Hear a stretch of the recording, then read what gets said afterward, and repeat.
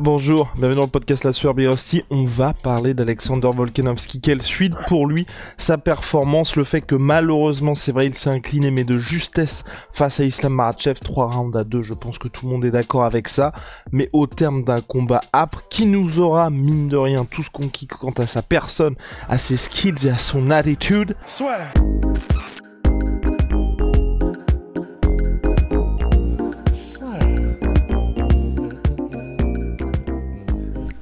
Entre dans l'octogone avec Unibet. Qui sera le vainqueur du combat?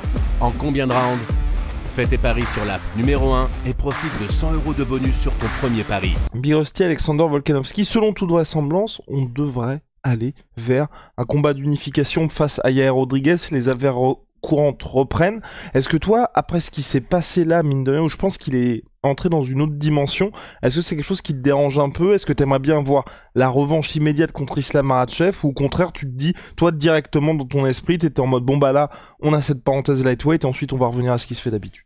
En fait, pour moi, il y a pas mal de trucs dans mon esprit qui ont un peu changé depuis que j'ai vu effectivement cette perf contre Makhachev, parce qu'en fait, tout simplement, maintenant, je me dis, en vrai, il pourrait monter en lightweight sans trop de problèmes.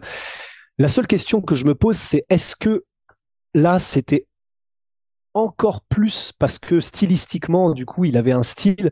Moi, je pensais que Makhachev allait vraiment s'occuper de Volkanovski, même si j'adore Alex. Et là, il nous a prouvé à tous que non seulement tu ne peux pas, même quand tu es Makhachev, même quand tu es l'héritier de Khabib, avec le style, avec cette maîtrise au sol, avec cette lutte, avec même ce cardio, parce que jusqu'à maintenant, on n'avait pas trop vu Makhachev en difficulté de ce côté-là. Et c'est vrai que stylistiquement, là, c'était, je sais pas si on peut dire que c'était adapté pour Makhachev, parce que après le combat, c'est trop facile, tu vois, c'est pas possible. Ce serait, là, je me foutrais du monde.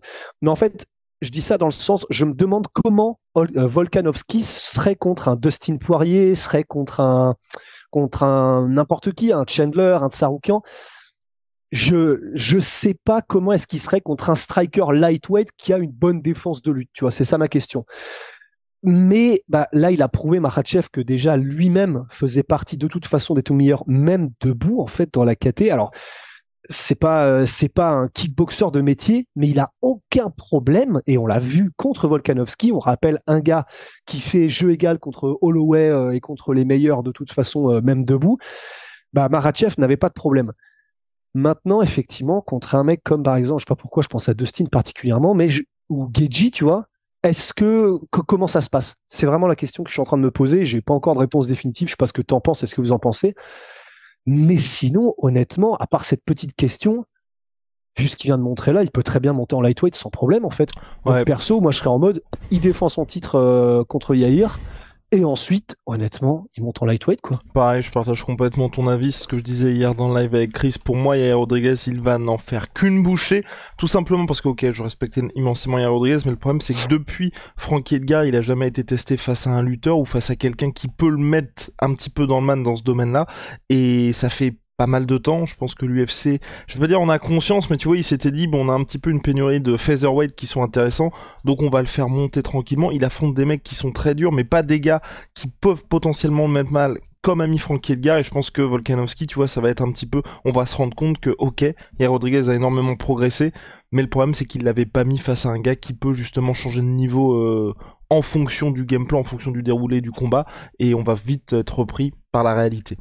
Après ça, je pense que pour Volkanovski et pour Islam Makhachev, moi j'aimerais bien que sur la même carte, en fait, ils fassent leur défense de ceinture, Ouais. et qu'ensuite on mette la revanche, et une fois qu'il y a la revanche, quoi qu'il arrive, Volkanovski puisse se tester face à d'autres gars de cette catégorie lightweight, parce que je suis entièrement d'accord avec toi. Je pense que, à la manière un peu de ce qui se passe avec Max Holloway aujourd'hui, qui revient contre Arnold Allen, Volkanovski, il a nettoyé la catégorie. Il y a plus personne. Enfin, moi, il y a aucun combat qui m'intéresse en fait en featherweight pour lui. Alors qu'en lightweight, je suis exactement comme toi.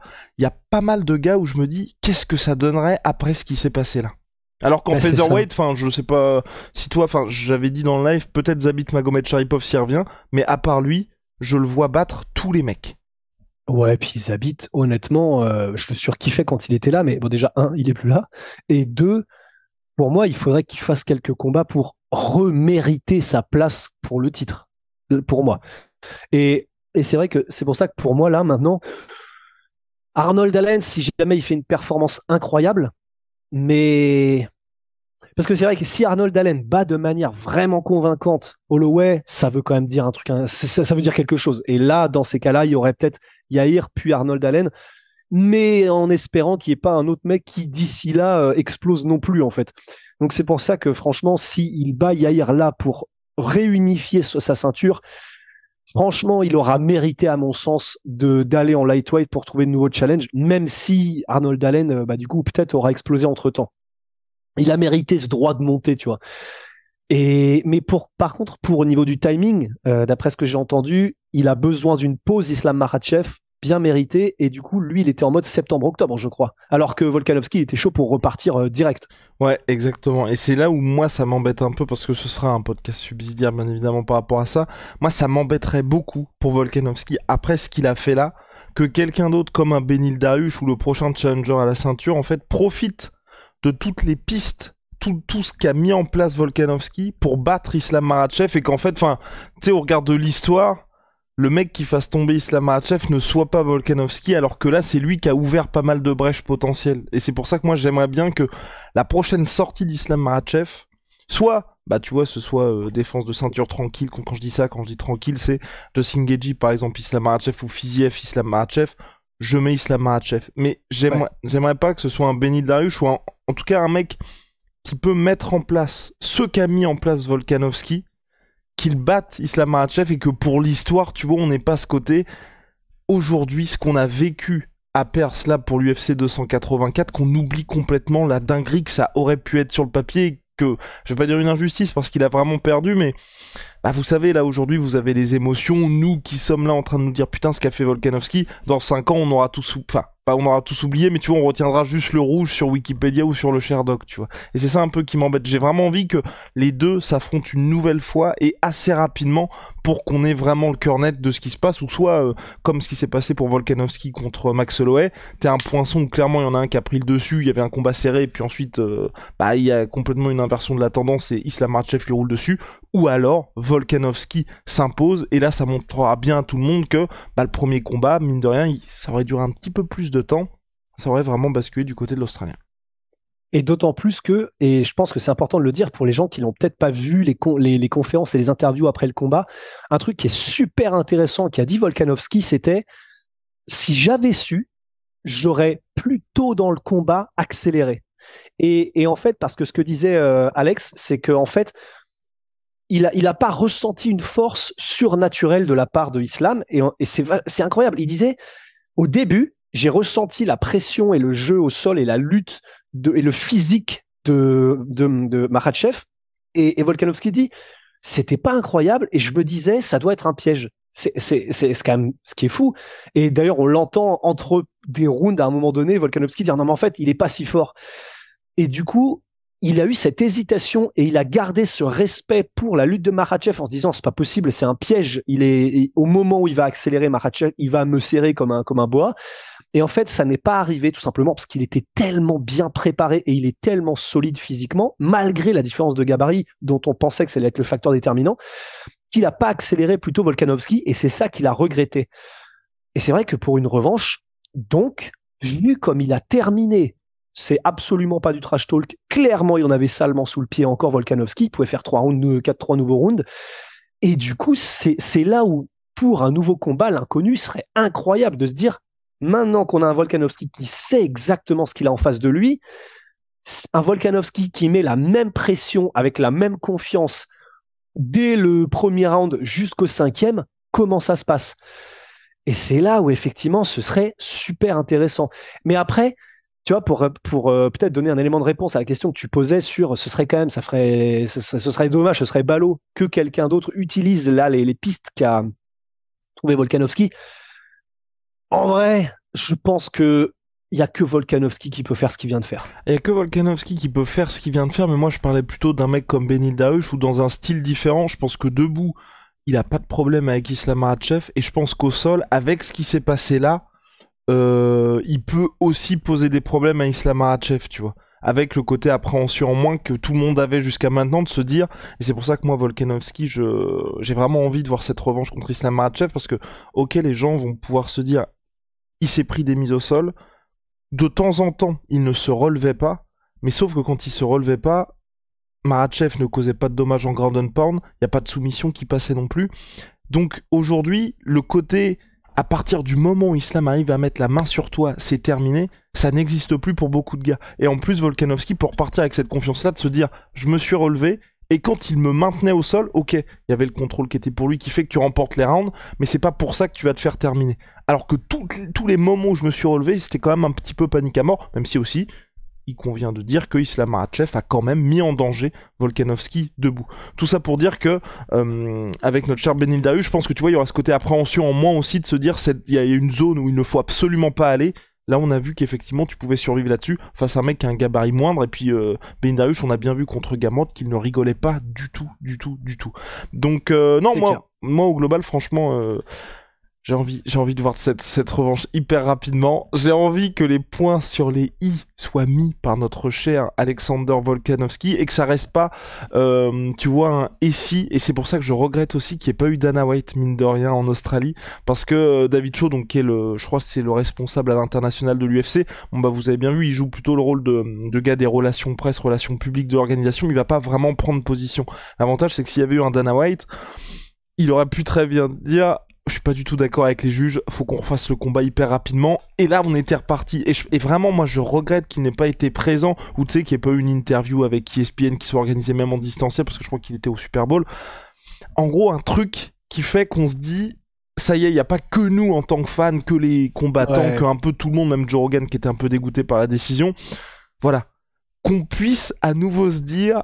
On leur laisse quelques mois parce qu'il y a le Ramadan aussi pour Islam Makhachev et ensuite on va repartir vers ça. Ou juste, tu vois, même un truc de Dana White qui disent bon, il y a le Yair Rodriguez contre Volkanovski. Ensuite, on va reprogrammer ça en novembre-décembre. Madison Square Garden, Las Vegas. Ce combat mérite, enfin, comme Dana White a l'habitude de le faire. Moi, j'ai vraiment envie parce que, et je sais pas si cette impression-là, Big Rusty, sera juste le mot de la fin pour moi. J'ai vraiment pas l'impression que l'histoire est terminée. Au contraire de ce que Islam Makhachev veut dire, parce qu'il a réagi sur Twitter. J'ai regardé le combat. À part la dernière minute, j'ai dominé tout du long. Bah, et pourtant, juste après le combat, il disait qu'il était ouvert à un rematch. Donc, et de son côté, c'est ça qui est beau, et c'est ça qui rajoute au scénario, c'est que de son côté, par contre, il a tweeté avec Volkanovski, j'irai regarder le combat, pour moi, j'ai les rounds 2, 3 et 5. Donc, en vrai, c'est parfait. Et je suis d'accord avec toi, il y a tellement une impression de c'est pas fini, on veut le revoir, et le scénario, les dynamiques étaient tellement opposées que ce serait un crève-cœur si on voyait pas de revanche à un moment donné. Et c'est vrai que, bah, en fait, faut voir, parce que là, il y a que Dariush pour lequel ça pourrait foutre un peu le somme. Si Dariush bat Oliveira.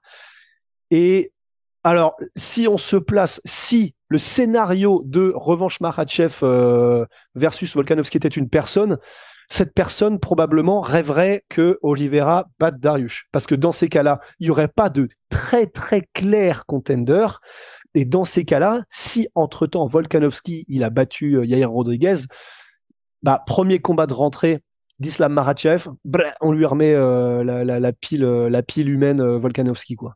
Encore que Big Rusty, parce que c'est là où c'est compliqué. Enfin, vous savez, on parle souvent à l'UFC du fait que les combattants aient uniquement à chaque fois qu'il y a un combat, un résultat, le dernier combat en tête d'un athlète. Ouais. Et c'est vrai que pour moi, le problème de Charles Oliveira, mine de rien, c'est que ok, la performance d'Islam Makhachev était brillante, mais Charles Oliveira était pas du tout à son A-game contre Islam Makhachev. C'est pas le meilleur Charles Oliveira qu'on a vu. Et je pense que, tu vois, si il y a le combat contre Beneil Dariush et qu'on a le retour du Charles Oliveira qui est tout en flow, tout à l'instinct, qui fait des trucs qui sont pas forcément orthodoxes, mais qui font que ça marche avec lui, et qui nous livre une performance brillante, ah, t'as envie de revoir la revanche contre Oliveira Makhachev. C'est ça qui est très très compliqué, c'est qu'aujourd'hui, à l'instant T, en février, Volkanovski contre Makhachev est au-dessus de tout, mais en mai prochain, Charles Oliveira fait une dinguerie contre Beneil Dariush.